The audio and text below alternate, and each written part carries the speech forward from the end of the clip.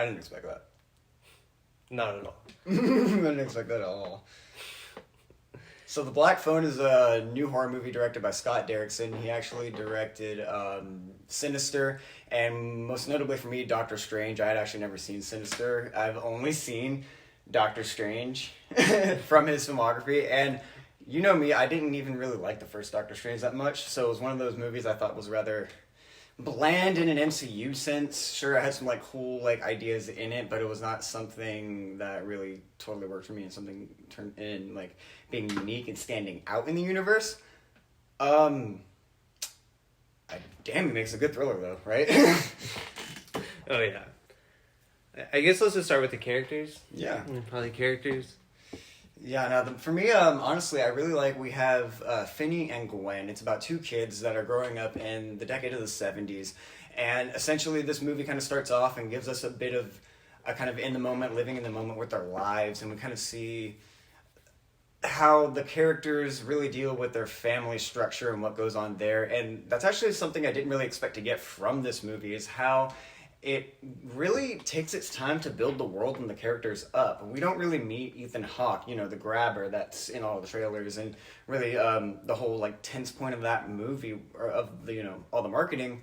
We don't really see that stuff until much later in the movie. I really appreciated that this film took its time to kind of build its characters and its world, and really develop an atmosphere and a bit of a sense of dread that came more often than I expected in this film. I really expected it to be a very closed off, kind of isolated movie. Yeah, the kids' performances were just amazing. Finney, who's played by Mason Thames, great performance. And Gwen, who's played by Madeline McGraw, her performance, even though when came to really serious, intense situations, it sold me. Like, I literally felt the anxiety. And when movies do a realistic just way of executing things, that's what makes me feel the movies, where it doesn't feel over the top, it doesn't feel a little bit ridiculous, but at the same time not forced. And it just was amazing performance by the kids. They were amazing. Yeah, for a film that really has to hinge on it being filled with a majority cast of children, they do a fantastic job. And what I really love is these feel like kids that like I had talked to at that age, and they never felt like someone writing it and trying to appease two children, but it felt like someone who was a child and is now writing from the standpoint of an adult. That realistic sense also brings respect to some of the darker subject matter that's explored between the families in this movie, which was a theme I really didn't expect to have. And it's really helmed in by its character work and how much time it takes to develop that and set that up in a way that feels genuine and real, and like you were saying, not appeasing. Anytime a kid has a reaction to something crazy in this movie, I really felt it. I felt the danger. I felt like there were legitimate threats in the film that increased the tension. The main character's dad, his performance, even though you may not like this character, he was great. His performance also sold me, and the things that were just this character may have had to do, like those intense situations, it's just, man, it was wonderful. His performance was great. The Grabber is one of the newest iconic, I think, characters in like horror or thriller. I really didn't know what to expect from Ethan Hawke in this performance, but oh my god, it really blew me away. We both walked out kind of having different like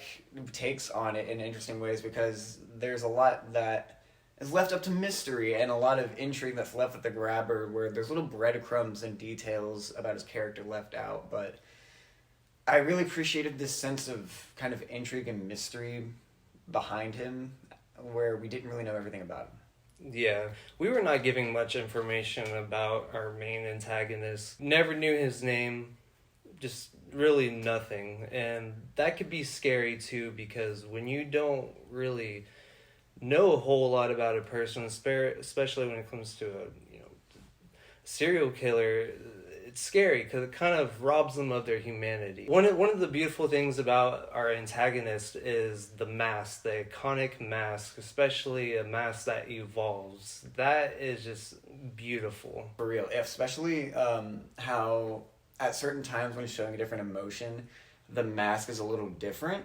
So it's like this little window into maybe exploring what he might be feeling at that moment. And that's something that I think Ethan Hawke, you need an actor like him to pull that off, because that takes a lot of, I think, internal acting and internal work to really sell the fact that this psychopath is actually kind of diving into different emotions that you can read at times. Like, there's one scene in particular where Ethan Hawke does something with his voice and it kind of changes. I don't really want to say what, because spoilers, but the way he says it, you kind of just feel this kind of emotional shift in how he's feeling in that moment and in that scene. And it's both off-putting, but also really intriguing in the way it pulls you into wanting to learn more about him, from this sense of watching a slow car crash or something terrifying, but you still need to know more, even though it's horrific to find out more. Switching off the characters for a bit, let's talk about the cinematography. Such purposeful camera work, especially in the opening act. There's one scene in particular, a certain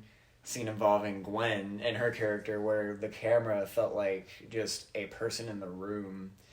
And the way it really just sold that inner conflict that Gwen was going through really, really intrigued me. And that was like the grabbing moment for me of the movie, where I was like, okay, I was intrigued and this movie had my attention, but now you have my curiosity. Like, I was really pulled in at that moment, like kind of on the edge of my seat. It was just such a simple use of the camera that I really appreciate. I'm not going to give it away, but it was really good at setting you subjectively into the POV of the main character.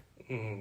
The cinematography in this is just absolutely beautiful. Also, the way they blend old film footage from like the 70s into it is great. Like, something can happen, and then our next scene is just like a little Easter egg from a show from the 70s. It's the blend of it is just, it's so great. I love film footage, old footage. It just, that feels real. Like, it adds to the realism. It adds to the grittiness of it. And it's just amazing use. This film does a fantastic job of building atmosphere and tone, especially. I really like how this film draws you in with that vibe of the 70s decade. But it's not... It doesn't feel like from the perspective of someone our age writing about the 70s. It feels like someone who maybe had lived that time and maybe would know more about its sensibilities, because it feels like there is danger around every corner, because there was a time where, you know, we didn't have cell phones, we didn't have contact with people, we didn't have all of that. Kids were just kind of more allowed to do whatever they wanted, which there's a give and take to that, because there's also this sense that anything could happen at any time. And when this grabber comes onto the scene of this neighborhood, it feels very real and kind of terrifying. And I love the film's sense of dread and atmosphere around the children and around the characters. It's at the forefront at all times. And so that sense of tension is always following you throughout the movie, which really helps for the pacing of it. Mm-hmm. Yeah, the pacing of it is just great, especially when you get into the middle of the movie where shit's going down. And it didn't feel too long. It didn't feel like it was dragged out. I thought it was just perfect. Mm-hmm. Like, I've been trying to think of negatives about this movie, and I can't think of one. I loved it. Closing thoughts, honestly, I really love this movie. I was super surprised. I didn't know what to expect, and now I really want to go back and watch Sinister and the movies that Scott Derrickson directed outside of the MCU, because this movie was a surprise to me. I didn't expect it to have this really cool and unique way of presenting its premise that you would need a lot of talent behind and in front of the camera to pull off, where it didn't feel cheesy or out of place or like a jumbled kind of mess of tones or a mesh of things that could have maybe not worked together. But honestly, this film really does a nice, cool job at tying it all together, and I really loved its premise. It was really intense, had a great performance by Ethan Hawke. The Grabber's a new iconic character, man, in horror movies now. Like, God, Ethan Hawke blew me away in this film. Mm-hmm. I just really liked it. There's not a lot I didn't like. Even the one flaw I did have, the movie kind of backtracks and fixes it and makes what I thought was useless originally become a useful element in the story by the end. So ultimately, yeah, like, I don't really have any flaws. I love this movie. Go watch this if you're looking for something really cool. Go watch if you love dark, gritty movies. Please go see it. Even just for Ethan Hawke's performance, please go see it. Yeah, for real. It's really good. A little dark, a little intense. Definitely a few rough scenes. If you have trouble with like certain moments, definitely presenting things such as family abuse, domestic violence. There is that in this movie.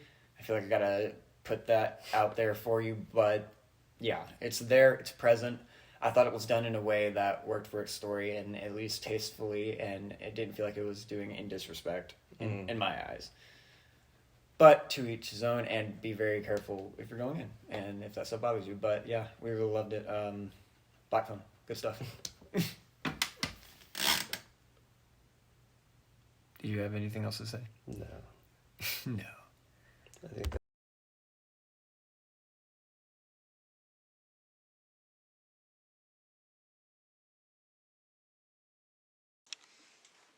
If the red dot's on, then yeah, it's recording. yeah.